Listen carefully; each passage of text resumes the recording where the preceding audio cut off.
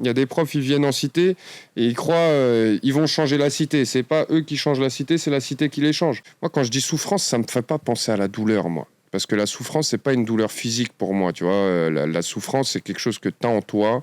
Et Ben, il me dit, écoute, l'année prochaine, on fait un Olympia. Je lui dis, je crois que t'es fou, on ne remplira jamais, qu'est-ce que tu me racontes, tu vois. Si à un moment donné, on s'est mis à écrire, à rapper, c'est aussi parce qu'on avait des gens qui le faisaient et qu'on voyait des exemples, mais c'est aussi parce qu'on s'ennuyait. La vie privée, c'est pas sur Instagram ou TikTok. Qui es-tu en une phrase? Moi, c'est souffrance, connard. Hello tout le monde, c'est Chloé, on est dans Mon Esprit et aujourd'hui je vais recevoir Souffrance que vous avez vu dans le petit extrait là juste avant. Donc je vous conseille de rester avec nous et d'ensuite aller surtout écouter son nouveau projet, 4e album, Hiver-Automne.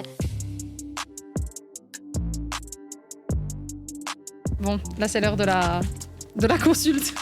C'est parti. Dis-toi que ça fait quand même quelques mois qu'on est sur ce dossier. Je sais pas si t'es au courant. Oui, c'est vrai. On aurait dû se voir il y a un moment, je crois. Ouais, il y a un moment. Pour la sortie finalement d'Hiver-Automne. Ouais. Là maintenant, à l'heure où on parle, ça fait 3 mois qu'il est sorti, plus ou moins. Alors moi, j'ai pas trop le truc, mais je te fais confiance totalement. 3 mois. Sur l'information. Ouais, 3 mois, ouais. Ça fait plus ou moins 3 mois. C'est ton 4e album. Ouais, exact. Quand t'as décidé de sortir des albums, ouais. T'as directement enchaîné. Hein. Ouais, c'est vrai. Parce que ton premier album, tu l'as sorti en 2021. Ouais, c'est ça, Tranche de vie, premier album 2021. Juste avant, j'avais fait une petite mixtape. Enfin, pas une petite, une mixtape. Faut arrêter de mettre petit partout. Donc, une mixtape, Noctambus. Et c'était un peu la mixtape, c'était un peu comme si t'avais pas vu la saison avant les albums. Tu écoutes la mixtape et t'as plein de sons de moi à l'ancienne et tout. Et tu reprends un peu le cours du truc. Ouais. Et après, donc, Tranche de vie, mai 2021. Et aujourd'hui, Hiver-Automne, on l'a sorti mars 2025. Donc, 4 albums, 4 ans, c'est bien. Le premier, donc, Tranche de vie. Ouais. Tu l'écrivais depuis 2015. Ah ouais, il y a même des textes qui arrivent d'avant dessus. C'est un peu l'album d'une vie, tu sais, Tranche de vie. Moi, j'étais au boulot et je me suis dit, il faut absolument que dans ma vie, je finisse un album, vu que la musique, c'est ma passion. Surtout l'écriture et le rap, c'est ma passion depuis que je suis très jeune, vraiment très jeune, depuis l'école primaire. Et en fait, j'étais pris dans ce délire de boulot, métro, dodo. Je sais pas si je le dis dans l'ordre, mais en tout cas, à un moment donné, je me suis dit, ok, là, tu vas continuer comme ça, t'es lancé sur ça, il faut absolument, avant de revenir sur ça, vu que pour moi, c'était la sentence inéluctable, avant de revenir sur ça, il fallait que je termine quelque chose qui venait de moi et quelque chose qui m'avait animé pendant énormément de temps. Et donc, j'ai décidé de mettre en pause ma carrière dans le travail, on va dire, si on peut appeler ça une carrière. Donc, voilà. Et pour faire de la musique et me lancer dans la musique. Et aujourd'hui, 4 ans après, je crois 2019, je prends cette décision. Donc aujourd'hui, c'est 5 ans après, je suis là avec toi, Chloé. Tu faisais quoi comme job ? Moi, j'ai fait plein de jobs, tu sais. J'ai fait tous les jobs, livreur, magasinier. J'ai fait commercial aussi au porte-à-porte. Beaucoup ça, c'était très formateur, ça. J'ai fait négociateur immobilier aussi dans les appartements. Je vendais aussi des produits bio, à un moment donné, aux magasins spécialisés. Et puis, à un moment, j'ai vu que sans diplôme, j'allais pas aller bien loin. Donc, j'ai repris mes études. Et j'ai passé un moment un BTS comptabilité. Okay. Parce qu'en comptabilité, en fait, il y avait du travail vraiment... Il y a beaucoup de travail non pourvu, beaucoup d'emplois non pourvus. Et en même temps, moi, ça m'intéressait tout ce qui était entreprise, connaître tous ces trucs-là. Et donc, après, je suis devenu comptable d'abord dans un cabinet d'expertise comptable. Après, je devenais fou. Parce qu'en fait, moi, à l'époque, déjà, je disais aux gens que j'étais comptable, ils ne me croyaient pas. Et personne ne me voyait en tant que comptable. Tu vois, c'était n'importe quoi. Donc après, j'ai réussi à trouver un petit mix. Je suis devenu comptable dans des associations artistiques, culturelles. Et là, ça passait mieux. Ça passait mieux, forcément. C'était pas le même univers. Tu vois, tu sais, il y a un mec qui disait... tu peux être balayeur, mais l'endroit où tu bosses, c'est super important, en fait. Parce que, je sais pas, si tous les jours tu balayes un endroit que tu kiffes regarder, tu te sentiras quand même beaucoup mieux que si tu balayes tous les jours un endroit où tu te sens mal, quoi, tu vois. Ouais, l'environnement. Exactement, en fait. Ouais. Justement, c'est bien que tu dis ça parce que je vais te reprendre par rapport à ça. Ouais. Tu as parlé de l'environnement. Souvent, l'environnement dans lequel tu évolues a un impact sur toi. Bien sûr. Et tu avais, notamment dans une autre interview d'un confrère belge sur Aloha News, t'expliquais justement toute cette partie où tu as quitté le HLM, tu as quitté le quartier, et à quel point, en fait, pour pouvoir te développer autrement et faire d'autres choses, il faut sortir de l'environnement dans lequel ouais, c'est vrai. Quand j'ai quitté mon HLM, c'est vrai qu'il y a plein de monde qui m'a appelé, qui m'a dit qu'est-ce que tu fous et tout ça. Mais pour moi, c'était quelque chose que je devais faire pour aussi sortir de cette vie-là. Donc, une vie qui est assez marginale. Et moi, en tout cas, ma personne, je me voyais pas continuer dans cette vie-là. J'avais pas envie. Il y en a qui ont envie, qui sont dans ce délire. Moi, mon délire, c'était faut partir d'ici, tu vois. Et donc, j'ai trouvé des moyens de partir. Mais j'étais toujours connecté quand même. Je suis pas parti comme ça d'un coup sec, tu vois. J'étais toujours connecté. Et voilà, mais pour avancer dans la vie, en tout cas, je pensais que c'était important. C'est une zone de confort dans l'inconfort, finalement. Moi, en réalité, c'est pas tout ce que je connais. C'est ça aussi la chance que j'ai, moi, c'est que je suis pas né en cité, moi. Oui, toi, t'es arrivé quand t'avais 4 ans, Je suis arrivé quand j'avais 4-5 ans, je suis arrivé d'Indonésie. Moi, j'habitais en Indonésie, j'avais une maison, elle faisait 400 mètres carrés, j'avais 2 domestiques. Tu sais, j'étais à l'école française, à la maternelle, j'étais avec des... Donc, j'étais dans un milieu riche, en vrai. Et après, je suis arrivé en France, tout d'un coup, je comprenais plus rien, tu vois. Parce que je suis arrivé en France et là, j'ai écumé un peu plein de villes du 93. Je dormais... j'ai eu un parcours un peu spécial, on va dire, voilà. Ouais. Tac, tac, avec ma mère à l'époque. Et moi, comme j'arrivais d'Indonésie, il fallait que je redécouvre tout. Par exemple, en hiver, je demandais pourquoi les arbres, ils sont tout nus. Tu vois, je comprenais pas. Rien que ça. Donc, t'imagines déjà, si tu dois recomprendre ça, tout le reste.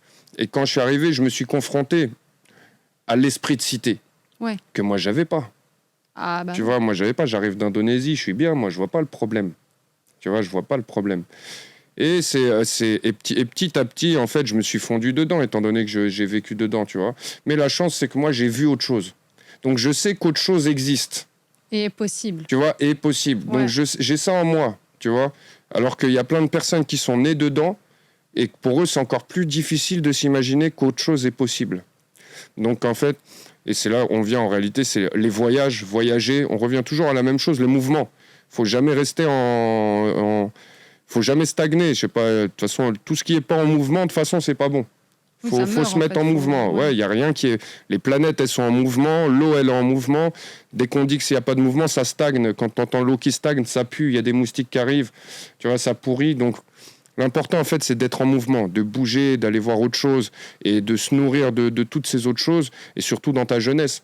Tu vois, si tu as la chance d'avoir des parents qui t'emmènent... Après, moi, j'ai fait le parcours classique. Hein, tu sais, j'allais pas en vacances. Moi, j'habitais à Bondy, j'allais en vacances à Aubervilliers. Tu vois, c'était un autre délire. Donc, tu sais, je me rappelle, j'ai vu une interview d'Oxmo, c'est lui qui m'a fait rappeler ce truc-là, parce qu'il disait, lui, il habitait à Paris, il recevait ses cousins de Grigny en vacances, ou l'inverse, je sais pas.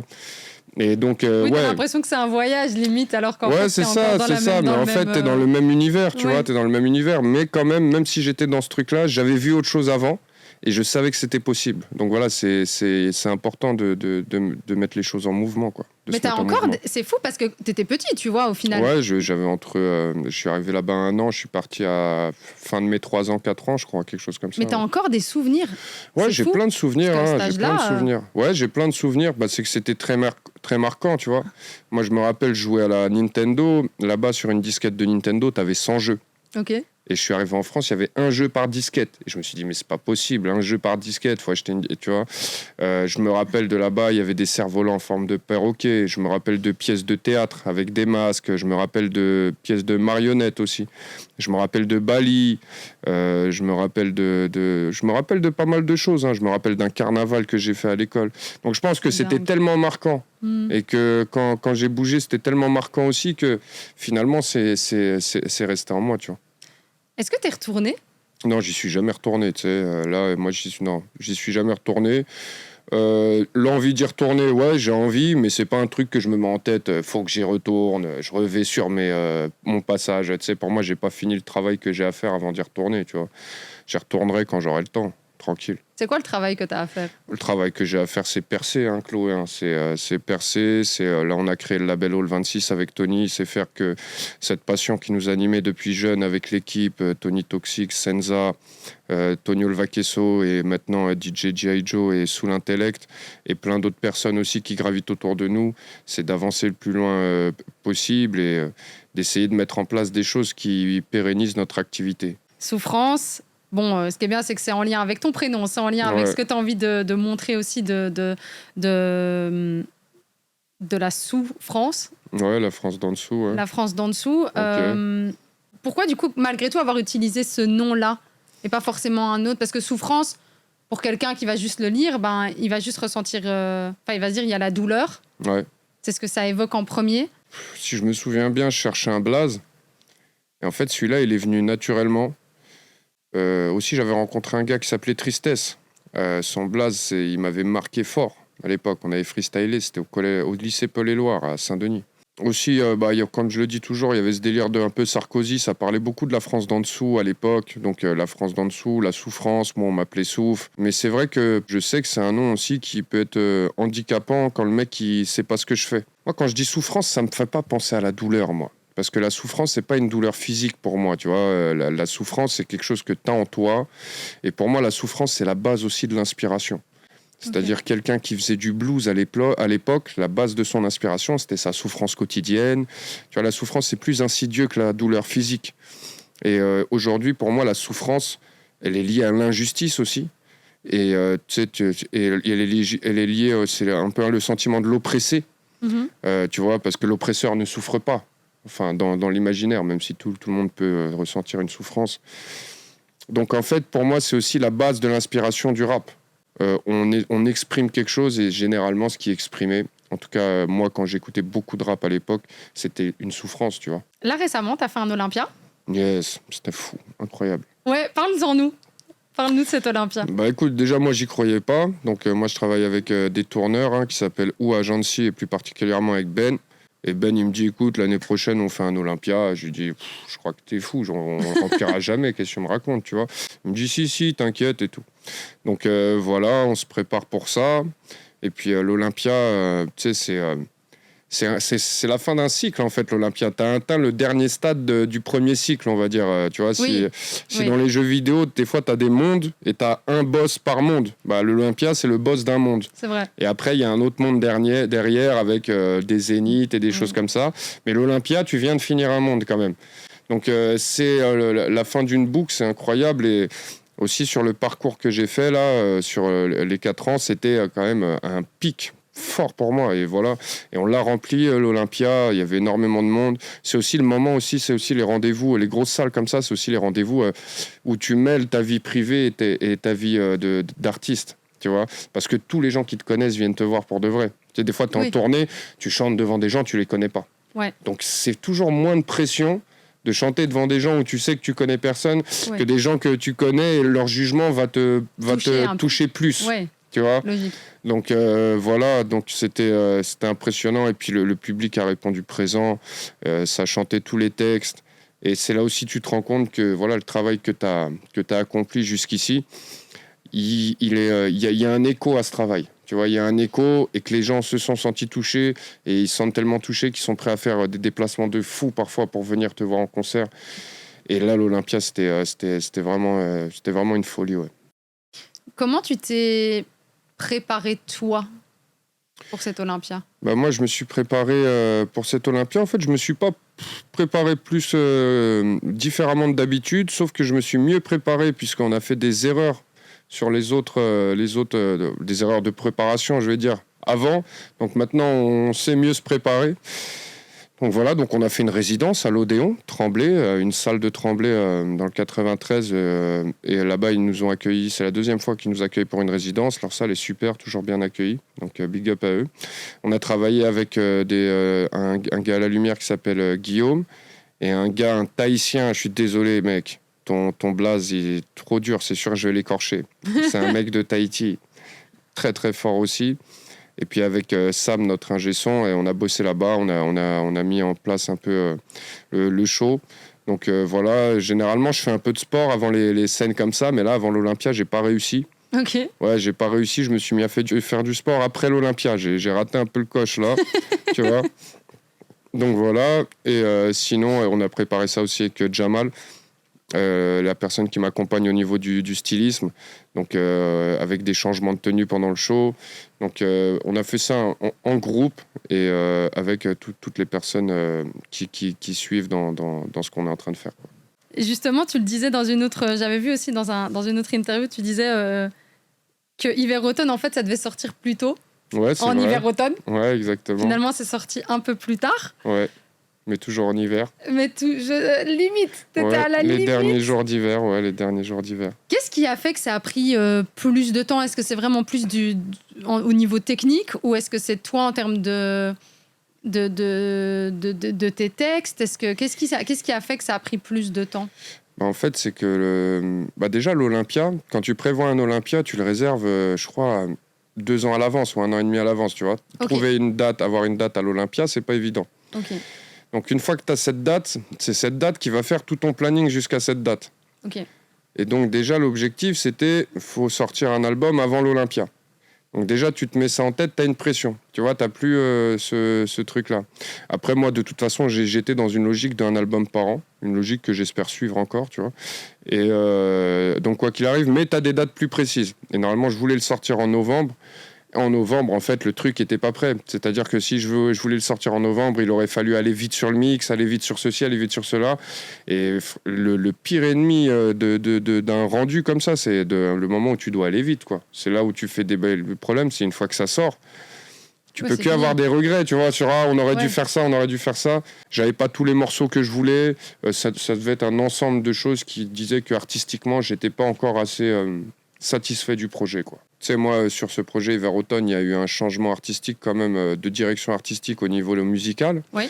C'est-à-dire qu'on est plus sur des instrumentaux trapisantes, tu vois, que de la boom bap, même s'il y a de la boom bap qui va être moderne, comme sur le feat avec Jawel Hussein.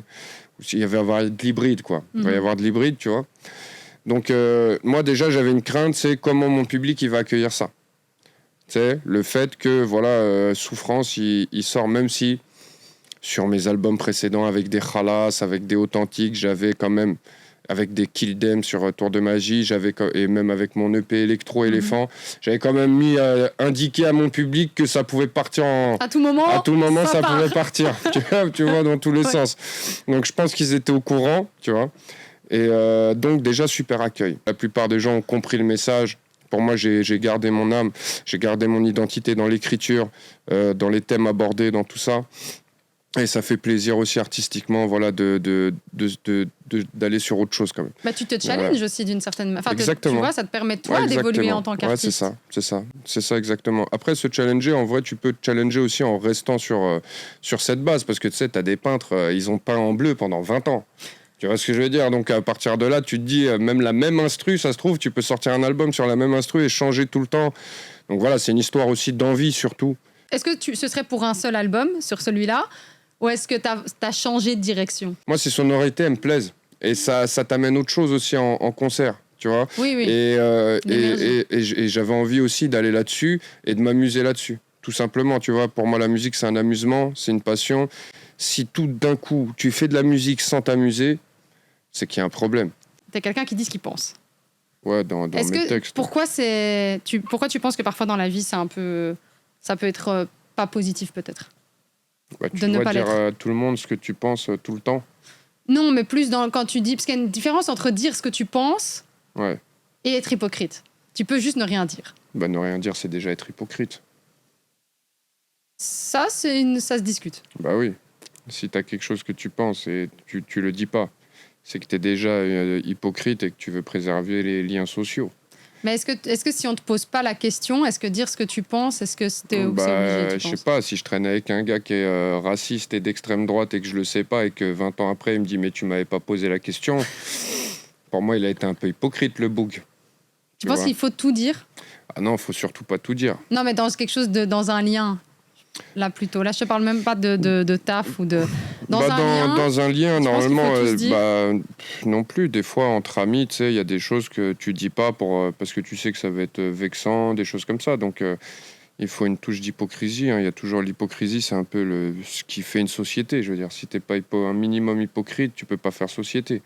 Si tout le monde te dit ce qu'il a à te dire tous les matins, On va se taper dessus tous les matins, tu vois, et ça, ou sinon, personne ne va rien faire. On va passer des années à débattre. Peut-être qu'il y a des gens, ils vont dire des trucs super sympas tous les matins, tu sais pas. Hein. La franchise, c'est bien. Entre amis, tu dois être franc, forcément. Mais il faut aussi ramener la manière. Est-ce que tu es quelqu'un qui a du tact ou tu es quelqu'un qui manque Moi, de je suis tact? quelqu'un qui... ça dépend. Ça dépend de mon mood, tu vois. Mais je peux souvent manquer de tact sans m'en rendre compte. Est-ce que tu es quelqu'un qui te remet beaucoup en question? Ouais, je me remets beaucoup en question, mais pas vraiment par les remarques des autres. Je me remets beaucoup en question par rapport à mon parcours, ce que je suis en train de faire, tu vois, des choses comme ça. Mais pas par rapport aux remarques de tout le monde, en tout cas. Même si j'écoute les gens, ce qu'ils ont à dire et ce qu'ils disent. Donc non, ce que je vais manquer de tact, parce que moi, je suis un peu détaché de tout. Donc des fois, je vais dire des choses. Et souvent, en fait, les personnes, quand tu parles, ils imaginent tout de suite le but de tes paroles. Ah oui, vois, ok. Ouais. Ils parlent, ils se disent, il dit ça parce que ça. Il dit ça. Non, des fois, tu dis ça juste pour dire ça, en fait. Il n'y a pas d'arrière-pensée derrière ce que je dis. Il n'y a pas toujours de but. Ouais, moi, je parle vraiment sans but. Quand tu dis t'es détaché, Ouais. c'est dû à quoi? C'est dû... le détachement, j'ai un naturel détaché. C'est peut-être dû à la drogue. Tu vois, enfin, la drogue. Aux drogues qui poussent naturellement. Aux plantes. Voilà, aux plantes. Peut-être ça. Après, un naturel aussi, des fois, tu sais, quand peut-être c'est aussi une barrière entre toi et les impacts que peuvent avoir le monde autour de toi sur toi, tu vois. Les drames qui peuvent t'impacter, tout ça. Quand tu es détaché, les choses t'impactent moins, forcément. Tu dis que le rap est un médicament? Ouais, c'est vrai. Pour guérir quoi? En fait, la musique en général, et ça guérit ton mood du moment. Ou ça même l'accompagne. Des fois, quand tu es triste, tu as besoin d'une chanson triste pour guérir. Ah, Tu vois ce que je veux dire? Ouais. Des fois, voilà, ouais. Donc, des fois, même, ça t'accompagne dans ton mood et ça te mène un peu... ça t'amène vers un autre mood. Donc, voilà, ça peut être une béquille, des fois. Et l'écriture aussi, ça peut t'aider à poser des choses sur le papier que tu n'arrivais pas forcément à verbaliser. Tu prends le paquet. Ouais, je prends le paquet. Tu le mélanges.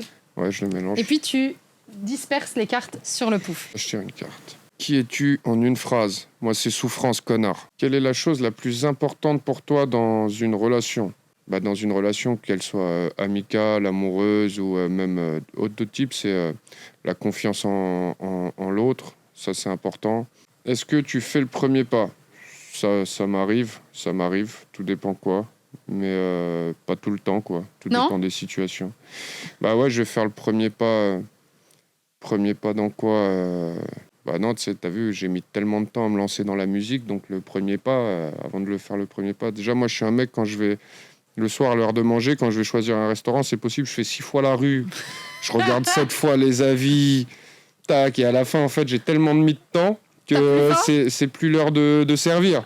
Et je me retrouve dans un snack éclaté à côté, à manger des trucs éclatés à cause de ça. Donc, ouais, ça, c'est un truc qu'il faut que je travaille, faire le premier pas.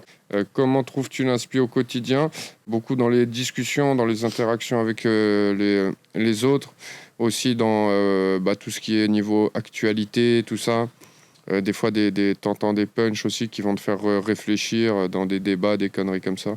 Donc l'inspiration, je peux la trouver partout, hein, même en marchant. Tu vois, tu vois une scène qui te donne une inspi, qui te sort une punchline. Et là, récemment, Donc,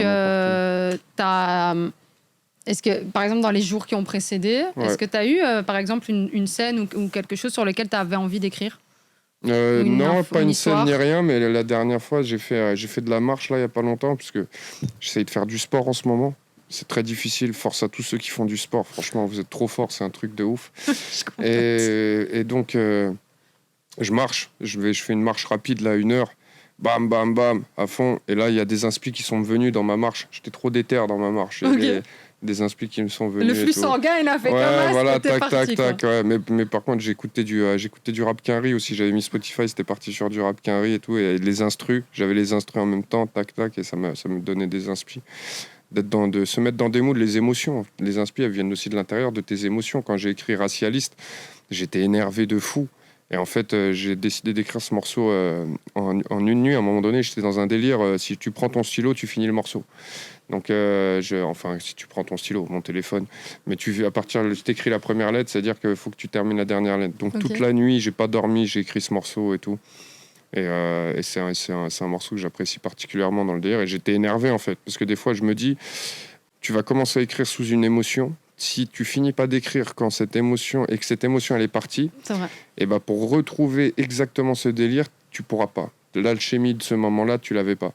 Donc maintenant, les moments où je me dis, il faut que je finisse le morceau, c'est vraiment ces morceaux-là que tu écris sous une certaine émotion. Oui. Parce que tu ressens une émotion à ce moment-là. Et là, j'essaye de tout stopper comme je peux et de vraiment me concentrer sur ça. Est-ce que maintenant, à l'heure actuelle, tu peux dire que tu ne vis que de ça? À l'heure actuelle, je peux dire que je vis de ça. Ouais, je sais pas si je peux dire que je vis que de ça parce que je suis toujours au Pôle emploi. Ok. Et le Pôle emploi en France, c'est le chômage. Et en fait, le truc, c'est que je vis aussi de mon travail passé, vu que j'ai cotisé pour avoir le chômage, tu vois. Donc, Oui, ok. voilà. Et en fait, avec à chaque fois, je fais des concerts et tout. Donc, je gagne de l'argent des concerts. Ça décale un peu mon chômage. Donc, en ce moment, je vis un peu grâce aux cotisations que j'ai données, le chômage, et aussi grâce à la musique. Ce que je peux dire, c'est que je vis beaucoup mieux que quand je travaillais. C'est fou. Enfin, tu travailles toujours, mais tu travailles pas pareil. Je travaille toujours, mais c'est différent. Ouais, c'est différent. C'est pas la même chose. Mais en tout cas, quand j'étais salarié normal, je vis beaucoup mieux parce que déjà, j'ai pas un rythme imposé dans la journée.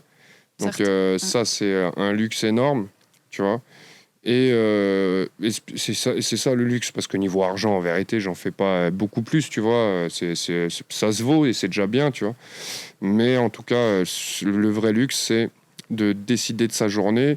Et tu sais, la musique, c'est un travail où c'est important de rien faire, tu vois. Et en fait, dans tout, c'est important de rien faire, de s'ennuyer. Je le dis dans Tango, le talent naît de l'ennui.